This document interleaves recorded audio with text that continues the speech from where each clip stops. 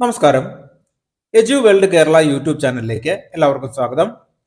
ഇന്നത്തെ ക്ലാസ് +2 തുല്യതാ പഠിതാക്കൾക്കായി 2025 അക്ഷര കേരളിയുടെ പരീക്ഷാ പതിപ്പിൽ നിന്നുള്ള ഹിസ്റ്ററിയുടെ മാതൃകാ ചോദ്യപേപ്പർ വിശകലനമാണ്. ഉത്തരങ്ങൾ പറയുന്നതോടൊപ്പം അതുമായി ബന്ധപ്പെട്ട കുറച്ചു കാര്യങ്ങൾ കൂടി പറഞ്ഞു പോകുവാൻ ശ്രമിക്കുന്നുണ്ട്. അത് നിങ്ങൾക്ക് പരീക്ഷയ്ക്ക് ഉപകാരപ്പെടും.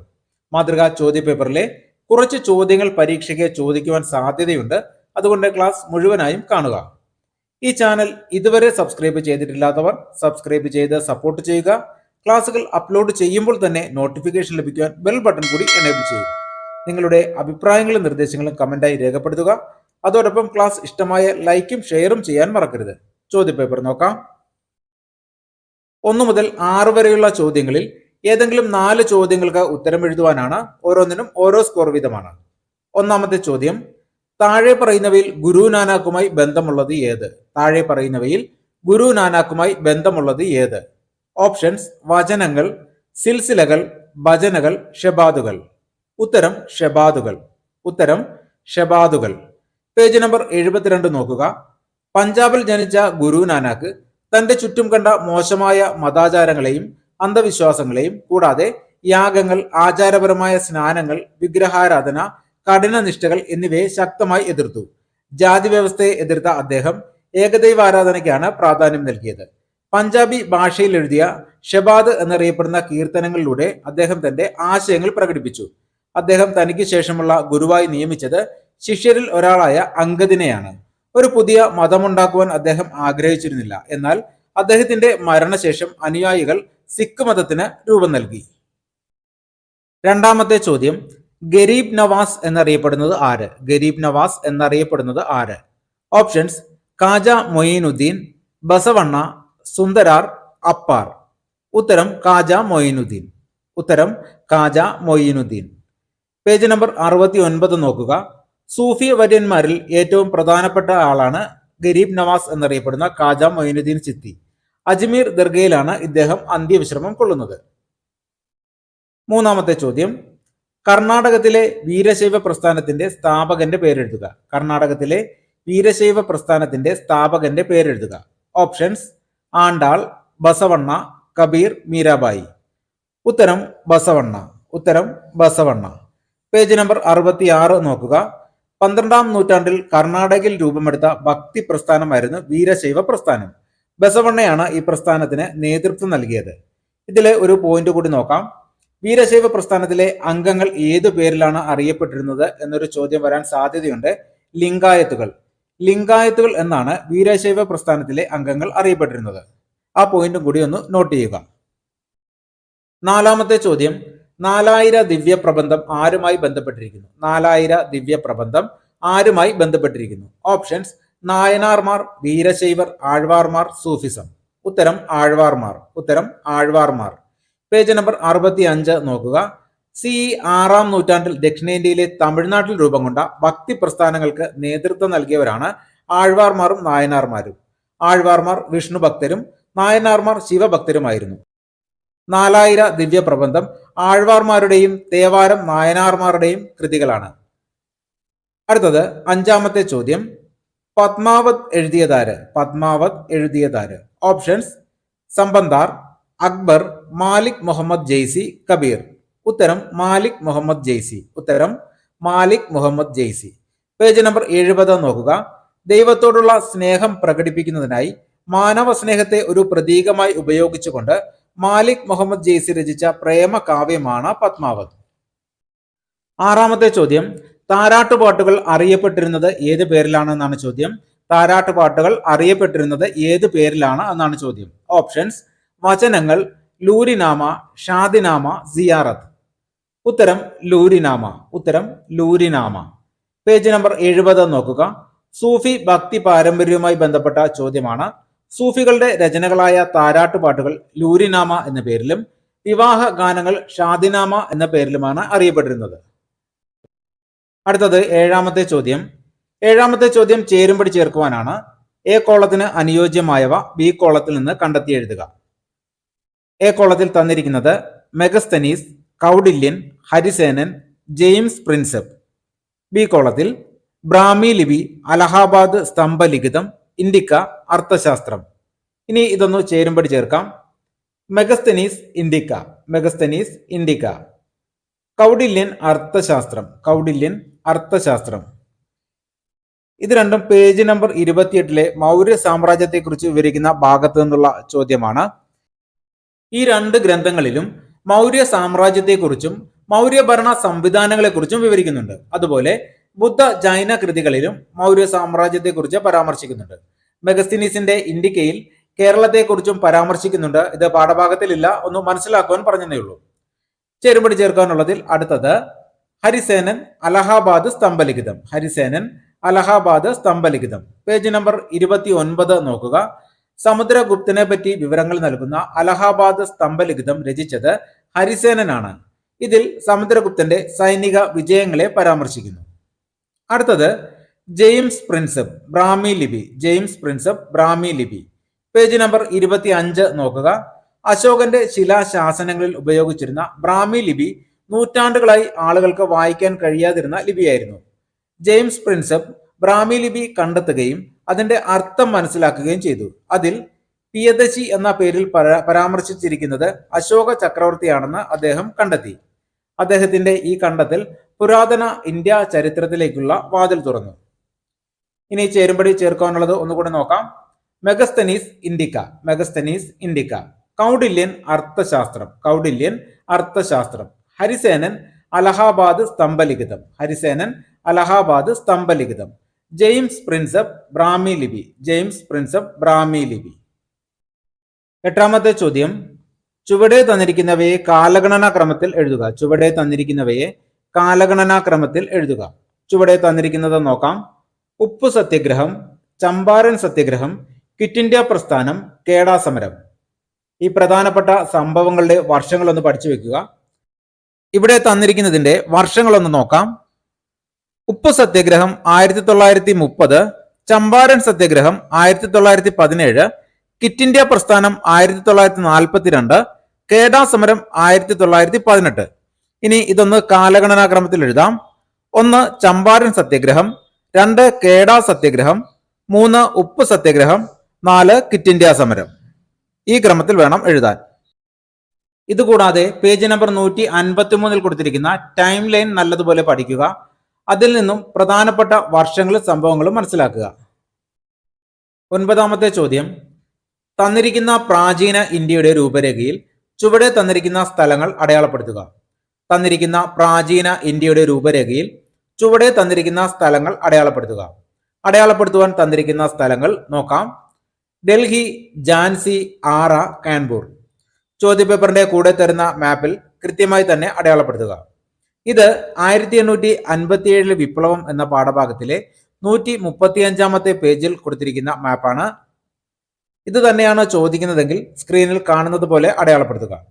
ഈ പാഠത്തിൽ നിന്നല്ലെങ്കിൽ മാപ്പ് ചോദിക്കുവാൻ കൂടുതൽ സാധ്യതയുള്ള പാഠങ്ങൾ ഹരപ്പൻ സംസ്കാരം, സാമൂഹിക വ്യവസ്ഥയും സാംസ്കാരിക വികാസവും എന്നിവയാണ്. ആ പാഠഭാഗങ്ങളിലെ മാപ്പും നന്നായി മനസ്സിലാക്കുക. അടുത്തത് 10 മുതൽ 18 വരെയുള്ള ചോദ്യങ്ങളിൽ ഏതെങ്കിലും 8 ചോദ്യങ്ങൾക്ക് ഉത്തരം എഴുതുക. 2 സ്കോർ വീതമാണ്. 10ാമത്തെ ചോദ്യം, ഹരപ്പൻ ലിപിയുടെ 2 സവിശേഷതകൾ എഴുതുക. ഹരപ്പൻ ലിപിയുടെ 2 സവിശേഷതകൾ എഴുതുക. പേജ് നമ്പർ 18 നോക്കുക. ഹരപ്പൻ ജനതയ്ക്ക് അവരുടേതായ ഒരു എഴുത്തുവിദ്യ ഉണ്ടായിരുന്നു. എന്നാൽ ഇവരുടെ ലിപി വായിച്ചെടുക്കാൻ പണ്ഡിതന്മാർക്ക് കഴിഞ്ഞിട്ടില്ല. ഹരപ്പൻ ലിപിയുടെ സവിശേഷതകൾ നോക്കാം. ഹരപ്പൻ ലിപി ചിഹ്നങ്ങളും ചിത്രങ്ങളും അടങ്ങിയതാണ്. ലിഖിതങ്ങൾ പൊതുവെ ചെറുതാണ്. വലത്തുനിന്ന് ഇടത്തോട്ടാണ് അവർ എഴുതിയിരുന്നത്. ഇതിൽ നിന്നും 2 എണ്ണം എഴുതുക. 11ാമത്തെ ചോദ്യം, മഹാജനപദങ്ങളുടെ 2 പ്രത്യേകതകൾ എഴുതുക. മഹാജനപദങ്ങളുടെ 2 പ്രത്യേകതകൾ എഴുതുക. പേജ് നമ്പർ 26 നോക്കുക. BCE 6ാം നൂറ്റാണ്ടിൽ രാഷ്ട്രത്തിന്റെ ആദ്യ രൂപങ്ങളായിരുന്ന മഹാജനപദങ്ങൾ ഉയർന്നു വന്നു. ഇത് 16 എണ്ണം ഉണ്ടായിരുന്നു. ടെക്സ്റ്റിൽ കൊടുത്തിട്ടുള്ള മഹാജനപദങ്ങളുടെ പേരുകൾ പഠിക്കുക. മഹാജനപദങ്ങളിൽ ഏറ്റവും ശക്തമായത് മഗധയായിരുന്നു. ഇനി മഹാജനപദങ്ങളുടെ പ്രത്യേകതകൾ നോക്കാം. ഭൂരിഭാഗം മഹാജനപദങ്ങളും ഭരിച്ചിരുന്നത് രാജാക്കന്മാരായിരുന്നു. ചില മഹാജനപദങ്ങളിൽ സംഘ അഥവാ ഗണ ഭരണമായിരുന്നു നിലനിന്നിരുന്നത്. മഹാജനപദങ്ങൾക്ക് തലസ്ഥാന നഗരി ഉണ്ടായിരുന്നു. അവ കോട്ട കെട്ടി സംരക്ഷിച്ചിരുന്നു. ഉദ്യോഗസ്ഥ വൃന്ദവും സ്ഥിര സൈന്യവും ഉണ്ടായിരുന്നു. ഇതിൽ നിന്നും 2 എണ്ണം എഴുതുക. 12ാമത്തെ ചോദ്യം, സിയാറത്ത്, ഖവാലി ഇവ എന്തെന്ന് വ്യക്തമാക്കുക. സിയാറത്ത്, ഖവാലി ഇവ എന്തെന്ന് വ്യക്തമാക്കുക. പേജ് നമ്പർ 69 നോക്കുക. ആദ്യം സിയാറത്ത് എന്താണെന്ന് നോക്കാം. സൂഫി വര്യന്മാരുടെ ആത്മീയാനുഗ്രഹം ലഭിക്കുമെന്ന വിശ്വാസത്താൽ അവരുടെ ശവകുടീരങ്ങളിലേക്ക് അഥവാ ദർഗകളിലേക്ക് നടത്തുന്ന തീർത്ഥാടനത്തെയാണ് സിയാറത്ത് എന്ന് പറയുന്നത്. ഇന്നും നിരവധി ആളുകൾ തീർത്ഥാടനം നടത്തുന്ന ഒരു പ്രധാന കേന്ദ്രമാണ് രാജസ്ഥാനിലെ അജ്മീറിലുള്ള ഖാജ മൊയ്നുദ്ദീൻ ചിസ്തിയുടെ ദർഗ. ഇനി ഖവാലി എന്താണെന്ന് നോക്കാം. ഉറുദു ഭാഷയിലെ ഭാരതീയ സൂഫി പാരമ്പര്യത്തിലുള്ള ഭക്തിഗാന ശാഖയാണ് ഖവാലി. പ്രത്യേകം പരിശീലനം സിദ്ധിച്ച സംഗീതജ്ഞരാണ് ഖവാലികൾ. ഒരു ഗായകൻ പാടുകയും മറ്റുള്ളവർ കൈകൊട്ടിക്കൊണ്ട് ഏറ്റുപാടുന്ന രീതിയാണ് ഖവാലിയിലുള്ളത്. 13ാമത്തെ ചോദ്യം, മീരാബായിയെ കുറിച്ച് ഒരു ലഘുകുറിപ്പ് തയ്യാറാക്കുക. മീരാബായിയെ കുറിച്ച് ഒരു ലഘുകുറിപ്പ് തയ്യാറാക്കുക. പേജ് നമ്പർ 73 നോക്കുക. ഭക്തി പാരമ്പര്യത്തിലെ ഏറ്റവും പ്രസിദ്ധയായ കവിയത്രിയും തികഞ്ഞ കൃഷ്ണഭക്തയുമായിരുന്നു മീരാബായി. ഭക്തിയുടെ സാരാംശം ഉൾക്കൊണ്ട് അചഞ്ചലമായി ജീവിച്ച ഒരു ഭക്തയായിരുന്നു അവർ. മീരാബായിയുടെ ജീവചരിത്രം പുനർനിർമ്മിച്ചിട്ടുള്ളത് അവരുടെ ഭജനകളിൽ നിന്നാണ്. മീരാബായി രചിച്ച രചനകളെല്ലാം കൃഷ്ണനെ സംബോധന ചെയ്തുകൊണ്ടുള്ള ഭക്തിഗാനങ്ങളാണ്. അനുയായികളോ സംഘമോ ഒന്നുമില്ലാതിരുന്നിട്ടും നൂറ്റാണ്ടുകളായി പ്രചോദനത്തിന്റെ ഉറവിടമായി മീരാബായി അംഗീകരിക്കപ്പെട്ടു. അടുത്തത് 14ാമത്തെ ചോദ്യം, മുഗളന്മാരുടെ ഏതെങ്കിലും രണ്ട് തലസ്ഥാനങ്ങളുടെ പേരെഴുതുക. മുഗളന്മാരുടെ ഏതെങ്കിലും രണ്ട് തലസ്ഥാനങ്ങളുടെ പേരെഴുതുക. പേജ് നമ്പർ 107 നോക്കുക. പ്രൗഢഗംഭീരമായ തലസ്ഥാന നഗരിയും കൊട്ടാരങ്ങളും മുഗൾ കാലഘട്ടത്തിന്റെ പ്രത്യേകതകളാണ്. മുഗൾ ഭരണാധികാരികൾ അവരുടെ തലസ്ഥാന നഗരി ഇടയ്ക്കിടെ മാറ്റിയിരുന്നു. ഇനി തലസ്ഥാന നഗരി നോക്കാം. ആഗ്ര, ലാഹോർ, ഫത്തേപൂർ സിക്രി, ഷാജഹാനാബാദ്. ഇതിൽ നിന്നും രണ്ടെണ്ണം എഴുതുക. ആഗ്ര ബാബറിന്റെ കാലത്തും ലാഹോർ, ഫത്തേപൂർ സിക്രി എന്നിവ അക്ബറിന്റെ കാലത്തും ഷാജഹാനാബാദ് ഷാജഹാന്റെ കാലത്തും തലസ്ഥാനങ്ങളായിരുന്നു. 15ാമത്തെ ചോദ്യം, മുഗൾ രാജധാനിയിൽ നടത്തിയിരുന്ന രണ്ട് പ്രധാന ആഘോഷങ്ങൾ ഏതെല്ലാം? മുഗൾ രാജധാനിയിൽ നടത്തിയിരുന്ന രണ്ട് പ്രധാന ആഘോഷങ്ങൾ ഏതെല്ലാം? പേജ് നമ്പർ 108 നോക്കുക. മുഗൾ രാജധാനി നിരവധി ആഘോഷങ്ങളുടെ കേന്ദ്രമായിരുന്നു. രാജാവിന്റെ ജന്മദിനം, ഇറാനിയൻ പുതുവത്സരമായ നൗറോസ് എന്നിവയായിരുന്നു പ്രധാന ആഘോഷങ്ങൾ. രാജാവിന്റെ ജന്മദിനം, ഇറാനിയൻ പുതുവത്സരമായ നൗറോസ് എന്നിവയായിരുന്നു പ്രധാന ആഘോഷങ്ങൾ. അടുത്തത് 16ാമത്തെ ചോദ്യം, ദീൻ ഇലാഹിയെ കുറിച്ച് ലഘു കുറിപ്പെഴുതുക. ദീൻ ഇലാഹിയെ കുറിച്ച് ലഘു കുറിപ്പെഴുതുക. പേജ് നമ്പർ 111 നോക്കുക. മുഗൾ സാമ്രാജ്യത്തിലെ വ്യത്യസ്ത വിഭാഗങ്ങളിൽപ്പെട്ട ജനങ്ങളെ ഏകോപിപ്പിക്കുക എന്ന ലക്ഷ്യത്തോടെ സൂര്യനെയും പ്രകാശത്തെയും കേന്ദ്രീകരിച്ചുകൊണ്ടുള്ള ഒരു ആരാധനാക്രമത്തിന് അക്ബർ രൂപം നൽകി. ഇത് ദീൻ ഇലാഹി അഥവാ തൗഹീദ് ഇലാഹി എന്നറിയപ്പെട്ടു. അടുത്തത് 17ാമത്തെ ചോദ്യം, 1857 കലാപവുമായി ബന്ധപ്പെട്ട ഏതെങ്കിലും രണ്ട് അഭ്യൂഹങ്ങൾ എഴുതുക. 1857 കലാപവുമായി ബന്ധപ്പെട്ട ഏതെങ്കിലും രണ്ട് അഭ്യൂഹങ്ങൾ എഴുതുക. പേജ് നമ്പർ 137 നോക്കുക. 1857 കലാപത്തിന്റെ വളർച്ചയെ സഹായിച്ച രണ്ട് പ്രധാന സംഭവങ്ങളാണ് കലാപ സമയത്ത് പ്രചരിച്ച അഭ്യൂഹങ്ങളും പ്രവചനങ്ങളും. അതിൽ രണ്ട് അഭ്യൂഹങ്ങൾ നോക്കാം. ഒന്ന്, സൈനികർക്ക് നൽകിയ പുതിയ ഇനം എൻഫീൽഡ് തോക്കുകളിൽ ഉപയോഗിക്കുന്നതിന് ഇംഗ്ലണ്ടിൽ നിന്നും ഇറക്കുമതി ചെയ്തിരുന്ന കൊഴുപ്പ് പുരട്ടിയ തിരകളിൽ പന്നിയുടെയും പശുവിന്റെയും കൊഴുപ്പ് പുരട്ടിയിട്ടുണ്ടെന്ന് വാർത്ത പരന്നു. പന്നിയുടെ കൊഴുപ്പ് മുസ്ലിങ്ങൾക്കും പശുവിന്റെ കൊഴുപ്പ് ഹിന്ദുക്കൾക്കും നിഷിദ്ധമായിരുന്നു. ഇത് ഇരു വിഭാഗങ്ങളുടെയും മതവിശ്വാസം തകർക്കുന്നതിനുള്ള ശ്രമമാണെന്നായിരുന്നു ഒരു അഭ്യൂഹം. രണ്ടാമത്തെ അഭ്യൂഹം, പട്ടാള ക്യാമ്പിൽ വിതരണം ചെയ്തിരുന്ന ആട്ടയിൽ പശുവിന്റെയും പന്നിയുടെയും എല്ലുപൊടി കലർത്തുന്നുണ്ടെന്നായിരുന്നു പുതിയ അഭ്യൂഹം. ഇതുമൂലം ഹിന്ദുക്കളും മുസ്ലിങ്ങളായ പട്ടാളക്കാരും ആട്ടയിൽ തൊടാൻ പോലും വിസമ്മതിച്ചു.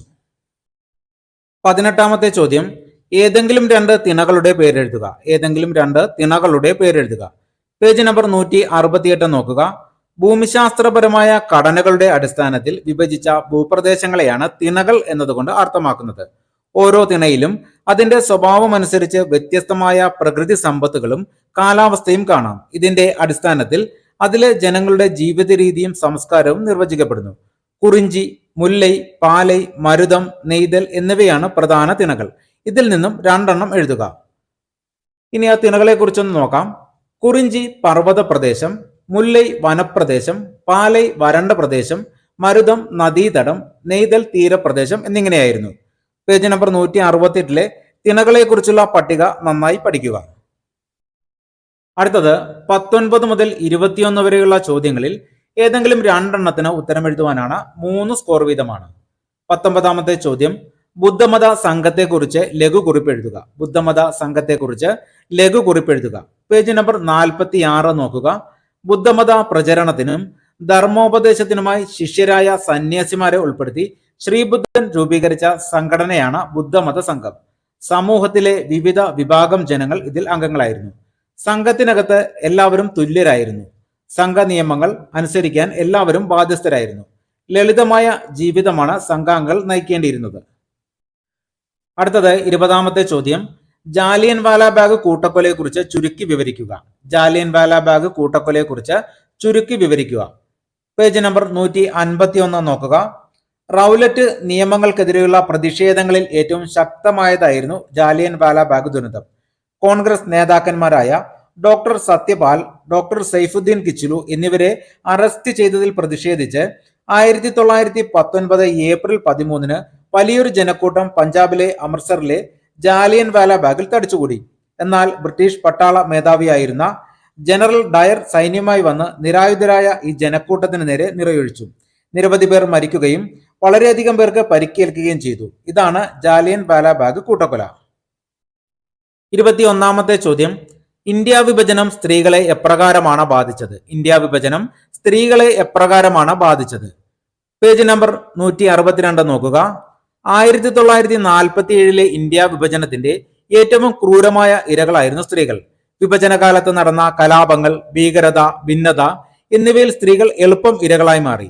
നിരവധി സ്ത്രീകളെ തട്ടിക്കൊണ്ടു പോകുകയും മാനഭംഗപ്പെടുത്തുകയും ചെയ്തു. പലർക്കും വീടും കുടുംബവും നഷ്ടപ്പെട്ട് അപരിചിതമായ നാടുകളിൽ തികച്ചും അപരിചിതമായ സാഹചര്യങ്ങളിൽ ജീവിക്കേണ്ടി വന്നു. അനാഥരും വിധവകളും ഭവനരഹിതരുമായ സ്ത്രീകൾ നിരവധിയാണ്. പലരും താല്പര്യമില്ലാതെ മതം മാറുവാനും വിവാഹം കഴിക്കുവാനും നിർബന്ധിതരായി. അത് പലരുടെയും മാനസികാവസ്ഥ തകർക്കുകയും ആത്മഹത്യയിലേക്ക് എത്തിക്കുകയും ചെയ്തു. എന്നാൽ ചിലർ പുതിയ സാഹചര്യങ്ങളുമായി പൊരുത്തപ്പെട്ടു. ഇന്ത്യ വിഭജനം സ്ത്രീകളുടെ ജീവിതത്തിലെ ഏറ്റവും വേദനാപൂർണമായ കാലഘട്ടമായിരുന്നു. അടുത്തത് 22 മുതൽ 26 വരെയുള്ള ചോദ്യങ്ങളിൽ ഏതെങ്കിലും 4 ചോദ്യങ്ങൾക്ക് ഉത്തരമെഴുതുവാനാണ്. 4 സ്കോർ വീതമാണ്. 22ാമത്തെ ചോദ്യം, ഹരപ്പൻ സംസ്കാരത്തിന്റെ തകർച്ചയ്ക്കുള്ള കാരണങ്ങൾ എഴുതുക. ഹരപ്പൻ സംസ്കാരത്തിന്റെ തകർച്ചയ്ക്കുള്ള കാരണങ്ങൾ എഴുതുക. പേജ് നമ്പർ 19 നോക്കുക. ഹരപ്പൻ സംസ്കാരത്തിന്റെ തകർച്ചയ്ക്ക് നിരവധി കാരണങ്ങളുണ്ട്. അവയിൽ പ്രധാനപ്പെട്ടവയെന്ന് നോക്കാം. വനനശീകരണം, കാലാവസ്ഥാ വ്യതിയാനം, വെള്ളപ്പൊക്കം, നദികളുടെ ഗതിയിലുണ്ടായ വ്യത്യാസം, നദികൾ വരണ്ടുണങ്ങിയത്, തുടർച്ചയായ കൃഷി മണ്ണിന്റെ ഫലഭൂയിഷ്ഠത ഇല്ലാതാക്കിയത് തുടങ്ങിയവയാണ്.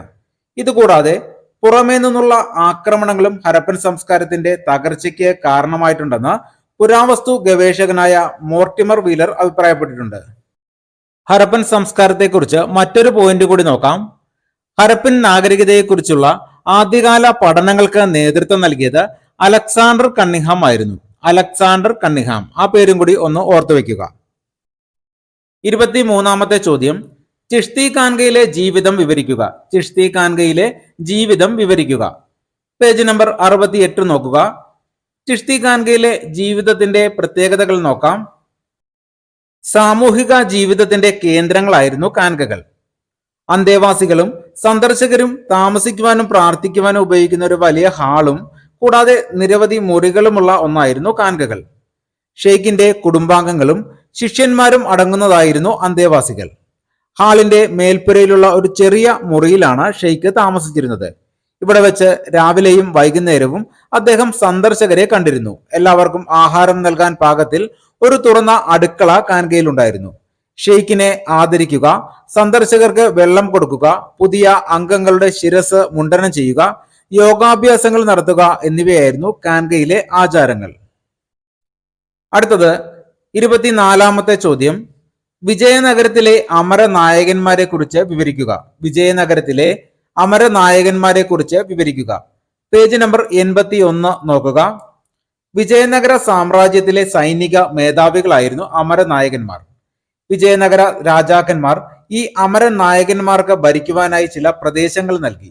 ഈ പ്രദേശങ്ങളെ അമരം എന്നാണ് വിളിച്ചിരുന്നത്. അങ്ങനെ അമരത്തിന്റെ ഭരണം നിർവഹിച്ചു കൊണ്ടിരുന്നതിനാലാണ് ഇവരെ അമരനായകന്മാർ എന്ന് വിളിച്ചിരുന്നത്. അവർക്ക് അനുവദിച്ചു കിട്ടിയ പ്രദേശത്തുള്ള കൃഷിക്കാർ, കച്ചവടക്കാർ, കൈവേലക്കാർ എന്നിവരിൽ നിന്നും കരം പിരിക്കുവാനുള്ള അവകാശം അമരനായകന്മാർക്കുണ്ടായിരുന്നു.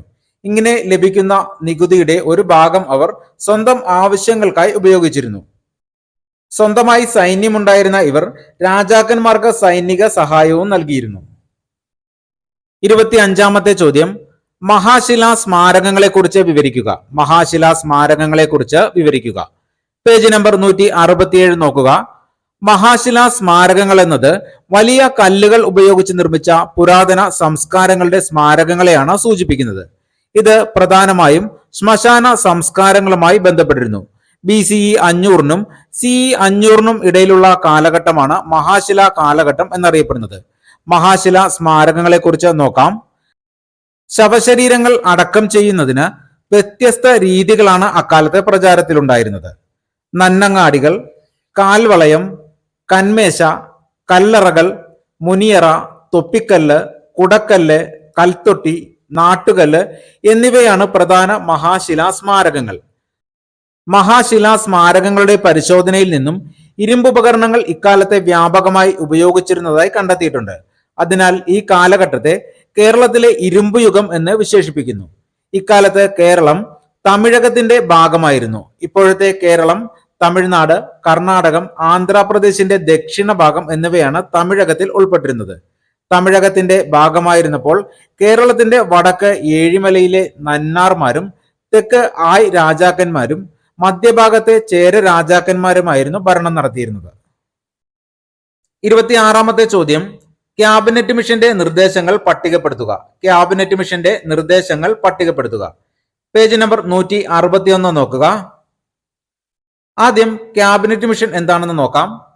1946 മാർച്ചിൽ അധികാര കൈമാറ്റത്തെക്കുറിച്ച് ഇന്ത്യൻ നേതാക്കളുമായി ചർച്ച ചെയ്യാൻ Pethick Lawrence, Sir Stafford Cripps, AV Alexander എന്നിവരടങ്ങുന്ന ഒരു ക്യാബിനറ്റ് മിഷനെ ബ്രിട്ടൻ ഇന്ത്യയിലേക്ക് അയച്ചു. ഈ ക്യാബിനറ്റ് മിഷൻ ചില നിർദ്ദേശങ്ങൾ മുന്നോട്ട് വെച്ചു. അവ എന്തൊക്കെയാണെന്ന് നോക്കാം. ബ്രിട്ടീഷ് പ്രവിശ്യകളെയും നാട്ടുരാജ്യങ്ങളെയും ഉൾപ്പെടുത്തി ഒരു ഇന്ത്യൻ യൂണിയൻ രൂപീകരിക്കണം. പ്രതിരോധം, വിദേശകാര്യം, വാർത്താവിനിമയം എന്നിവ യൂണിയൻ കൈകാര്യം ചെയ്യും. ഒരു ഭരണഘടനാ നിർമ്മാണ സമിതി രൂപീകരിക്കും. ഒരു ഇടക്കാല ഗവൺമെന്റ് രൂപീകരിക്കും. ഈ നിർദ്ദേശങ്ങളാണ് ക്യാബിനറ്റ് മിഷൻ മുന്നോട്ട് വെച്ചത്. ക്യാബിനറ്റ് മിഷന്റെ വരവോടുകൂടിയാണ് ഇന്ത്യൻ സ്വാതന്ത്ര്യത്തിലേക്കുള്ള വഴി തുറന്നു കിട്ടിയത്. സമയക്കുറവ് മൂലം 27 മുതൽ 32 വരെയുള്ള ചോദ്യങ്ങൾ വിശദീകരിക്കുവാൻ സാധിച്ചില്ല. എന്നാലും ആ ചോദ്യങ്ങളും ടെക്സ്റ്റ് ബുക്കിൽ അതിന്റെ ഉത്തരങ്ങൾ വരുന്ന ഭാഗവും കൂടി ഒന്ന് നോക്കിപ്പോകാം. 27 മുതൽ 29 വരെയുള്ളത് 5 സ്കോറിന്റെ ചോദ്യങ്ങളാണ്. 27-ാമത്തെ ചോദ്യം, ബുദ്ധമത തത്വങ്ങൾ ചുരുക്കി വിവരിക്കുക. ബുദ്ധമത തത്വങ്ങൾ ചുരുക്കി വിവരിക്കുക. പേജ് നമ്പർ 45-ലെ ബുദ്ധമത തത്വങ്ങൾ എന്ന ഭാഗം നോക്കി മനസ്സിലാക്കുക. അടുത്തത് 28-ാമത്തെ ചോദ്യം, ഇന്ത്യ വിഭജനം സ്ത്രീകളെ എപ്രകാരമാണ് ബാധിച്ചത്? ഇന്ത്യ വിഭജനം സ്ത്രീകളെ എപ്രകാരമാണ് ബാധിച്ചത്? 21-ാമത്തെ ചോദ്യവും ഇതുതന്നെയായിരുന്നു. അത് 3 സ്കോറിന്റെ ചോദ്യമായിരുന്നു. 5 സ്കോറിന് ചോദിക്കുകയാണെങ്കിൽ പേജ് നമ്പർ 162 നോക്കി കുറച്ച് കാര്യങ്ങൾ കൂടി മനസ്സിലാക്കി എഴുതുക. അടുത്തത് 29-ാമത്തെ ചോദ്യം, 16 മഹാജനപദങ്ങളിൽ മഗധ എന്തുകൊണ്ടാണ് ശക്തമായി തീർന്നത്? 16 മഹാജനപദങ്ങളിൽ മഗധ എന്തുകൊണ്ടാണ് ശക്തമായി തീർന്നത്? പേജ് നമ്പർ 27-ൽ മഗധയുടെ ഉയർച്ചയും അതിനു സഹായിച്ച ഘടകങ്ങളും വിവരിച്ചിട്ടുണ്ട്.